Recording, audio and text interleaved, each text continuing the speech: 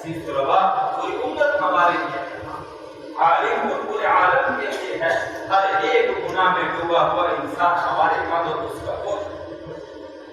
جیسے نبی کی ہم میراث کا دعویٰ کرتے ہیں اور ہم کہتے ہیں کہ ہم نبی کے وارث ہیں، العلماء ورثۃ الانبیاء، بڑے گھرج برس کے ہم پڑھتے ہیں اور فخر سے کہتے ہیں ہم نبی کے وارث ہیں۔ میرے عزیزوں، نبی کی وراثت کا پہلا کام امت کا درد تھا، امت کا درد تھا، امت کیسے ہدایت پہ آئے، کیسے نیکی پہ آئے۔ میرے عزیزوں، اللہ کی قسم ساری کی ساری امت ہدایت کا چراغ ہے، پینے ہیں، آپ تصور بھی نہیں کر سکتے کتنے قیمتی لوگ ہیں۔ تھوڑی سی آپ کی محنت لگے گی، لوگ تم سے آگے نکل جائیں۔